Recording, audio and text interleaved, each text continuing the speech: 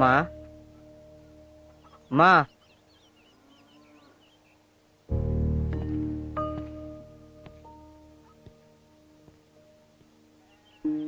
మా నాయనమ్మా ఇందిరాగాంధీ క్లాస్మేట్. అవ్వా అవ్వా. ఎవరు? నేను నీ మనవణ్ణి. అజయ్య. ఏమే అజయ్ వచ్చాడు చూడు.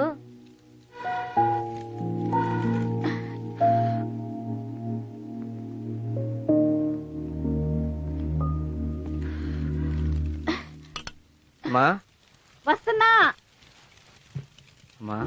అజయ్ నాన్న, అదేంటో చెప్ప పెట్టుకుంటూ వచ్చేసావు? పక్కింటి తిరుపతికి ఫోన్ చేసి ఉండొచ్చు కదా. అంటే ఫోన్ లేరా? అమ్మా, అందరూ కాలేజీకి బండి మీద వస్తున్నారు, నేను మాత్రం నడిచి వెళ్తున్నాను అని అంటుండేవాడు కదరా. అందుకే నేను మీ నాన్న బండి ఎడ్లు అమ్మేసి నీకు డబ్బులు పంపించావు. బండి కొనుక్కున్నావా నాయనా? దాని మీదనే వచ్చానమ్మా. అవునా?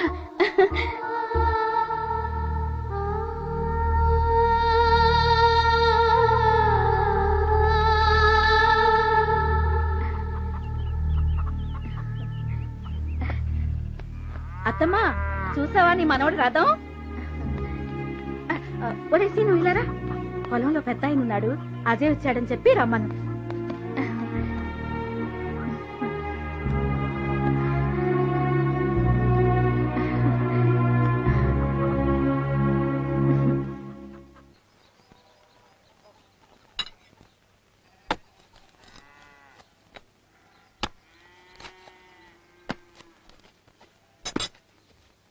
అవన్నీ ఇంజనీరింగ్ లో చేరటం కోసమనే కొన్న కాస్త పొలం బుట్ర అమ్మేశాను. అప్పుడప్పుడు వచ్చి కాలేజీ ఫీజులు కట్టాలి, హాస్టల్కి డబ్బులు కట్టాలి అంటే పాడిగొడ్డిన అమ్మేసి ఇచ్చాను రా. తమరు కాలేజీకి నడిచి వెళ్ళిపోతున్నారని జాలి పడితే మీ అమ్మ వ్యవసాయం చేసుకునే ఎడ్డు బండి కూడా అమ్మేశాను రా. ఆఖరికి మిగిలి చచ్చిందే ఉంది, గట్టిగా గాలి కొడితే కూలిపోయే కొంప. రెక్కట్టగానే డొక్కాడిని బతుకైపోయింది. ఊళ్ళో జనమందరికి మా ఊడు ఇంజనీర్ అయిపోతున్నాడు, బంగళా కట్టిస్తాడు, బంగారం కొంటాడు, కారులో తిప్పుతాడని కనపడ్డ వాళ్ళందరికీ ఎచ్చుకబులు చెప్పు తెచ్చా. అయినా ఉన్నట్టుండి 20,000 కట్టమంటే నన్ను ఎక్కడి నుంచి తెచ్చావమంటావురా? అసలు ఈయన గారి ఇంజనీరింగ్ ఎప్పుడు పూర్తయిదా చూద్దాం, నీకన్నా తెలుసు అంటే. నేనేమన్నా పని లేకుండా అడుగుతున్నానా? ఇక్కడ మాకు పనులు దొరక్కదస్తున్నావయ్యా. వంద మాట చెప్తున్నారా, నిన్ను చదివించడం ఇక నా వల్ల కాదు. చాలే ఊరుకోవయ్యా, లోపలికి రావయ్యా, రా.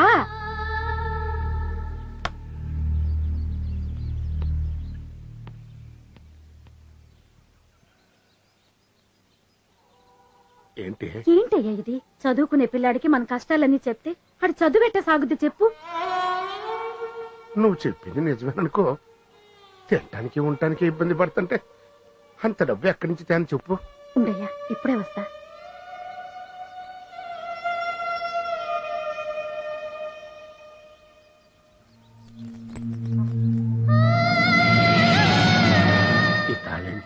ఇంకేం ఆలోచించకయ్యా, నా బిడ్డ చదివి ఇంజనీర్ అయ్యాక ఇలాంటివి 100 కొనిస్తాడయ్యా. ఇదమ్మే డబ్బులు పట్టరాయ్యా, ఇల్లయ్యా. మన బిడ్డకి మన కష్టాలు తెలియకూడదయ్యా. ఇల్లయ్యా, ఇల్లయ్యా, ఇల్లు.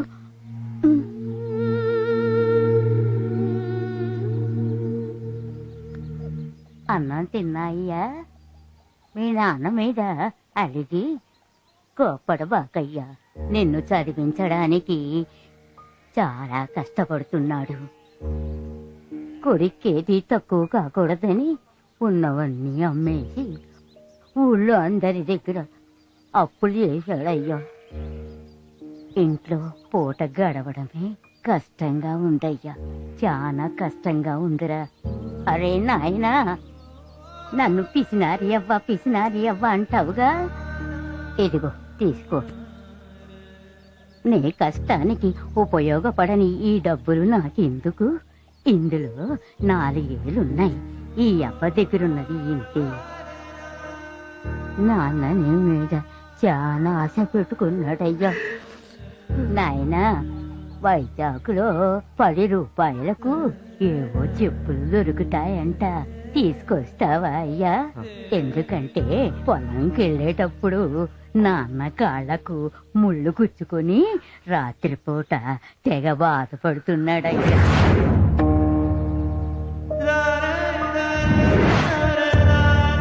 తెస్తానమ్మా, ఆ, తప్పకుండా తెస్తాను. ఆ.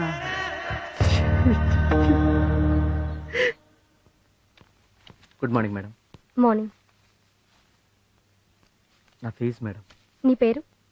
Ajay Kumar madam. Madam, notice బోర్డులో పేరు. చేస్తాను. Thank you madam.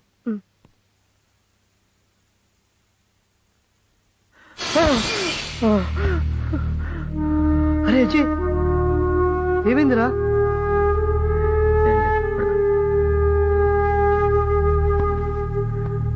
Something wrong.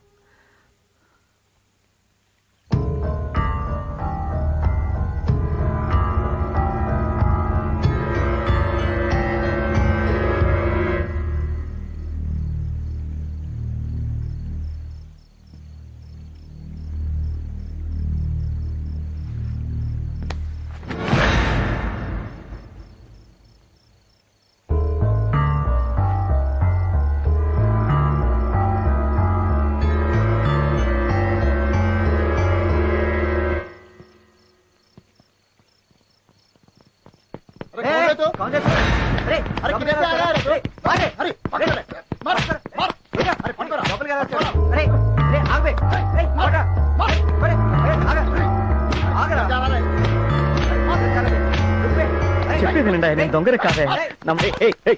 ఏంటి కూడా గోడ దూకొచ్చాడు సార్? సార్, నేను దొంగని కాదండి, శృతి క్లాస్మేట్ని. తనకి బాగాలేదని తెలిసింది, అందుకే చూసి వెళ్దామని వచ్చాను. క్లాస్మేట్ అయితే ఈ టైంలో నా రావటం? రే, అయినా ఎవరో ఏంటో చూసుకోకుండా కొట్టేయడన్నారా? ఇడియట్స్. సరే, తను త్వరగా పంపించండి.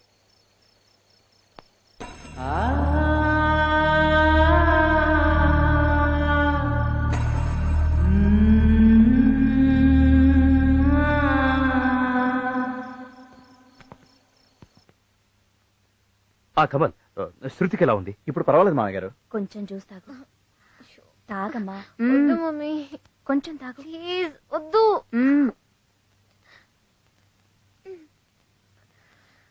శృతితో మాట్లాడండి. డాడీ.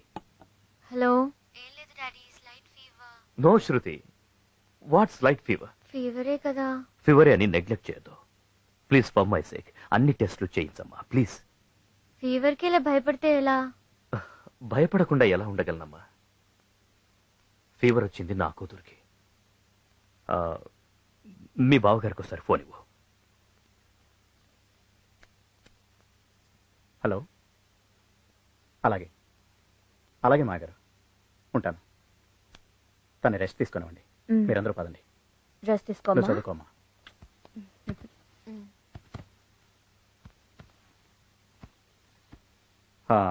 శృతి, ఎవరో అజయ్ నీ క్లాస్మేట్ అట. అర్ధరాత్రి నేను చూడటానికి గోడ దూకొచ్చాడు.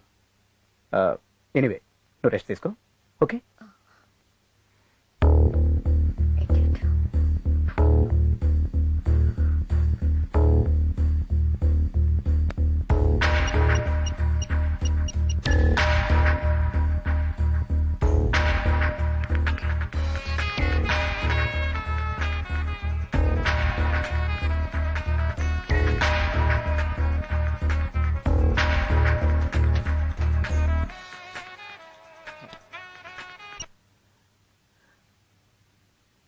శృతి, ఎలా ఉన్నావు? స్లైట్ ఫీవర్, బట్ ఇప్పుడు ఓకే. నా సిక్స్త్ సెన్స్ చెప్తూనే అంది శృతి, సంథింగ్ రాంగ్ అని. That is love. కానీ కొందరుంటారు, వాళ్ళకి లవ్ అనే దానికి అర్థం కూడా తెలియదు. ఎవరి గురించి శృతి నువ్వు మాట్లాడేది? ఇంకెవరు, ఆ అజయ్ గడి గురించి. ఛీ, వాడికి అసలు కామన్ సెన్సే లేదు. అర్ధరాత్రి గోడ దూకి మా ఇంటికి వచ్చాడంట. మా డాడీకి తెలిస్తే చంపేస్తారు రస్కల్ని. వాడు అలా వచ్చినందుకు అంత అప్సెట్ అయ్యావా శృతి? అఫ్ కోర్స్, వాడి పేరు వింటేనే అసహ్యంగా ఉంది. నువ్వే చెప్పు, వాడు ఇలా రావటం తప్పే కదా? తప్పే శృతి, కానీ శృతి, ఒకవేళ వాడి నీ మీద అభిమానంతో వచ్చాడేమో.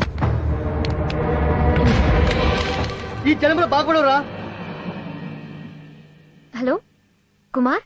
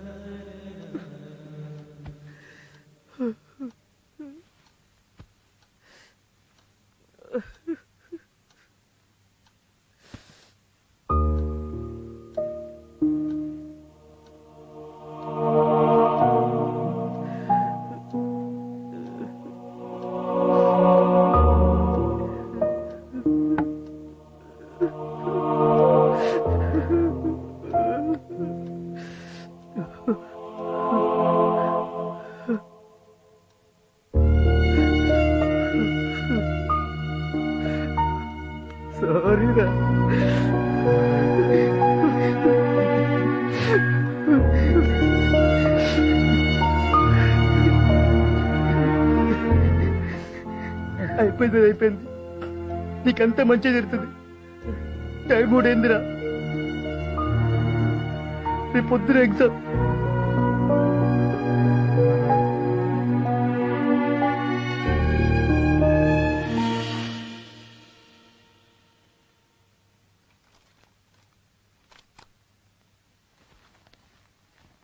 అజయ్, గుడికి వెళ్ళొచ్చాను రా. నా కోసం కాదు, నీకోసం. ఇదిగో ప్రసాదం. థ్యాంక్ యూ రా. నేను వెళ్తున్నాను, త్వరగా వచ్చేరా. అలాగే.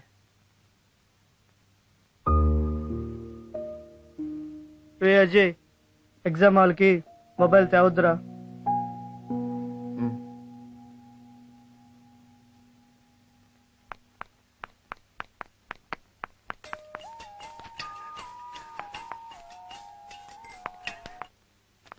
Hi daddy, how are you? Fine Shruti. నా ఫ్రెండ్ రాబర్ట్ ఫ్యామిలీతో ఇండియా వస్తున్నాడు. ఓకే. హైదరాబాద్ లో వాళ్ళని రిసీవ్ చేసుకుని వాళ్ళకి కొంచెం హెల్ప్ గా ఉంటామని ఫోన్ చేశాను. బట్ డాడీ, ఇవాళ నుంచి నాకు ఎగ్జామ్స్. ఎవరినైనా అరేంజ్ చేయొచ్చు కదమ్మా.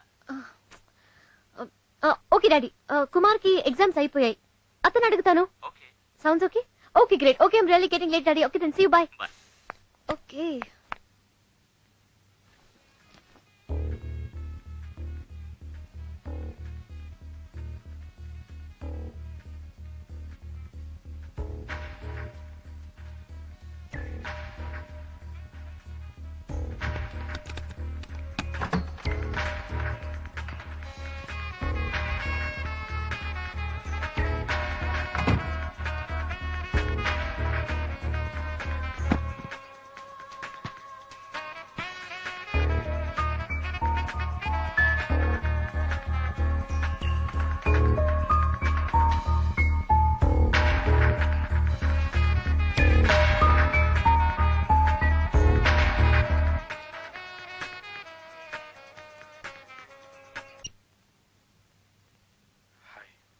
హాయ్ కుమార్, నాకు హెల్ప్ చేస్తావా? చెప్పు శృతి. మా డాడీ ఫ్రెండ్ రాబర్ట్ అంకుల్ వాళ్ళ ఫ్యామిలీతో హైదరాబాద్ వస్తున్నారు. నువ్వు హైదరాబాద్ లో వాళ్ళని రిసీవ్ చేసుకుని సిటీ చూపిస్తావా?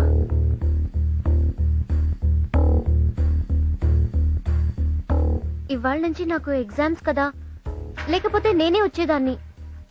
ప్లీజ్ ప్లీజ్ కుమార్,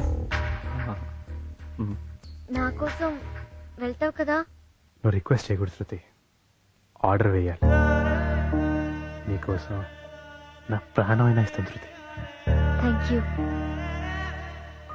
ఎగ్జామ్కి వెళ్తున్నా, ఆల్ ది బెస్ట్ చెప్పవా? All the best Shruti. Thank you.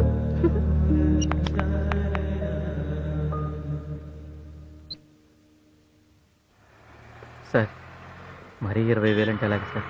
కొత్త బైక్ అండి, 25,000 ఇవ్వండి సార్. సెకండ్స్ కి అంత వాల్యూ లేదు బాబు. 20,000 ఇస్తా, కావాలంటే తీసుకో, లేకపోతే లేదు.